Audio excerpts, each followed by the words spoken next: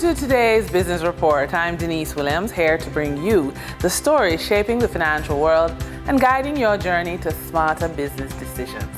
Let's dive into the top headlines. Nitram of Waterloo.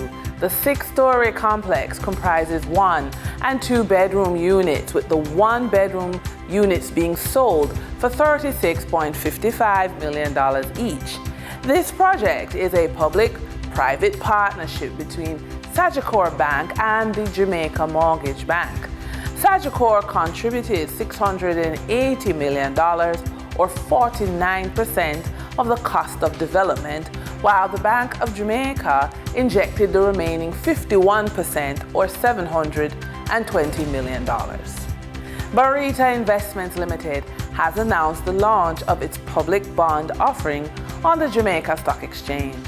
Investors may purchase each tranche with a minimum investment of US $500 or Jamaican 50,000, depending on the tranche's currency, with additional investments in increments of US $50 or Jamaican $1,000 respectively.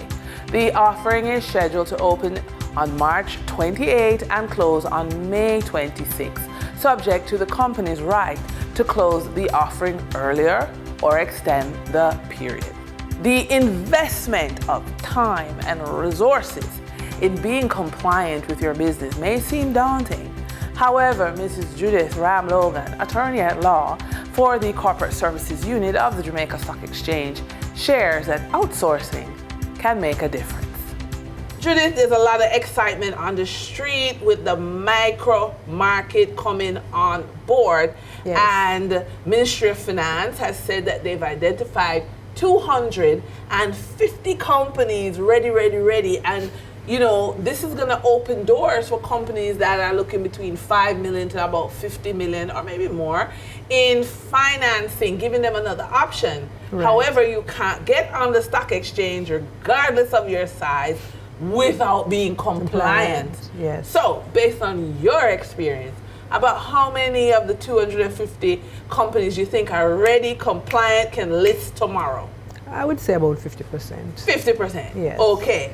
Yes. To the other 50% that's not ready to list tomorrow, that's not compliant, they're not the accounting, but their regulatory books are not in order. What's your message to these companies? I would say, you know, the Jamaica Central Securities Depository, Trustee Services Limited, can offer them corporate secretarial services to help them to become compliant. Yes. Right? So we, it will save costs to them. Right, because they don't have to hire the people. Right. Okay. Right. If they outsource to us, yes, then they wouldn't have to maintain a corporate secretarial unit. Okay. We would just handle everything. We have the expertise, we have the experience.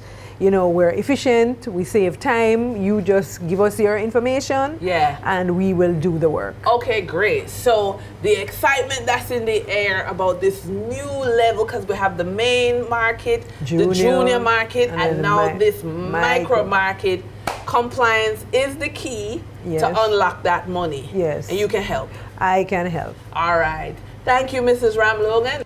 For the trading period ending March 27, 2025, these were the most actively traded stocks. Caribbean financial conglomerate JMB Group Limited, 10% variable rate JMD preference shares with 179,482,715 units traded, representing 84.56% of market sales volume.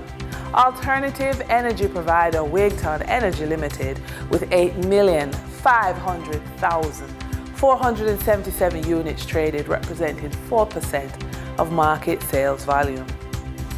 Toll road operator Tribes Jamaica Highway Limited with 3,781,680 units traded, representing 1.78% of market sales volume. We now shift our focus to the Forex market rates set by the Bank of Jamaica. On March 27, 2025, the Bank of Jamaica reported US $55.84 million purchased and US $58.07 million sold by Forex traders.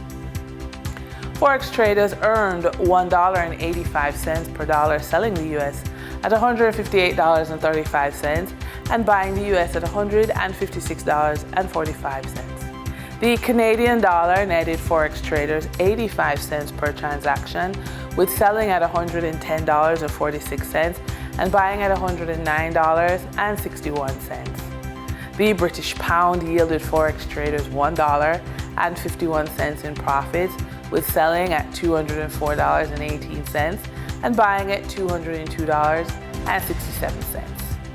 For our credit report tip of the day, rebuilding credit isn't just about fixing numbers, it's about changing habits.